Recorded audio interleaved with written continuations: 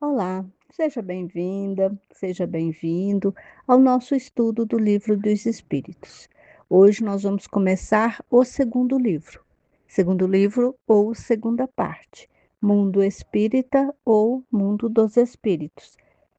Capítulo primeiro dos Espíritos, subtítulo Origem e Natureza dos Espíritos.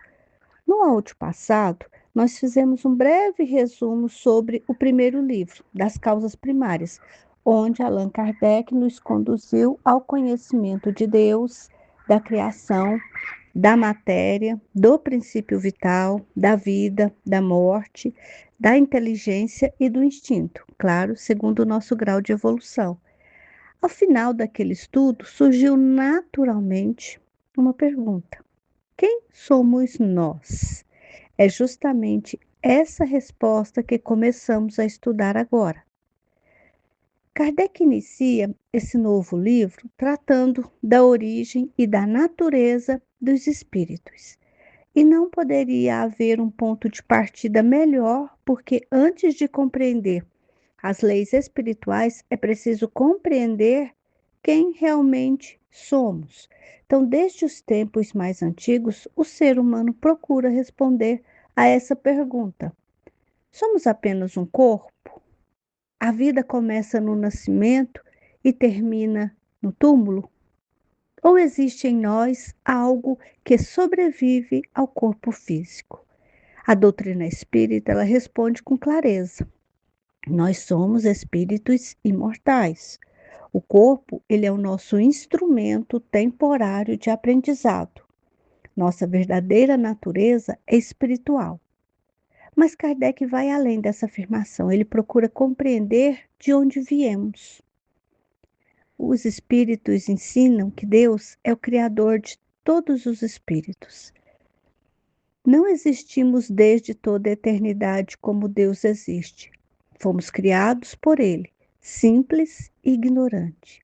Simples é no sentido de um ser único, indivisível.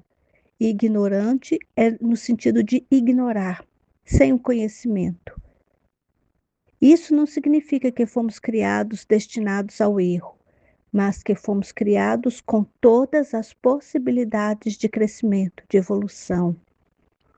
Assim como uma criança nasce sem saber caminhar, falar ou compreender o mundo, mas possui a capacidade de aprender, nós também fomos criados com potencial de desenvolver a inteligência, o amor, a sabedoria e todas as demais virtudes. Por isso a evolução, ela faz parte da lei divina. Ninguém foi criado para permanecer como está. Todos estamos destinados ao progresso. Outro ensinamento muito importante é que os espíritos são seres individuais. Cada espírito possui sua própria identidade, sua história, suas experiências e suas conquistas. A morte do corpo biológico não modifica aquilo que somos.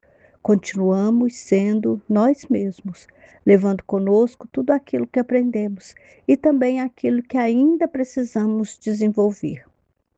Há ainda uma pergunta muito interessante que Allan Kardec faz aos espíritos sobre a própria natureza do espírito. Ele pergunta se o espírito é imaterial. E os benfeitores respondem que imaterial não é bem o termo, porque no sentido absoluto somente Deus é verdadeiramente material. Por isso eles preferem dizer que o espírito é incorpóreo, ou seja, ele não possui um corpo material como o nosso, agora que estamos encarnados. Mas também não é nada, não é um nada, né? Sua natureza é tão sutil que ainda não temos elementos para compreendê-la plenamente. Então, Kardec usa a expressão matéria quintessenciada ou a quintessência para nos ajudar a entender essa ideia. Não significa uma matéria igual a que conhecemos, mas uma substância extremamente sutil, sem comparação, sem analogia para nós. Isso nos mostra também um aspecto muito importante da doutrina espírita. Ela reconhece os limites do nosso conhecimento. Ainda não somos capazes de compreender tudo sobre a nossa natureza como espíritos imortais.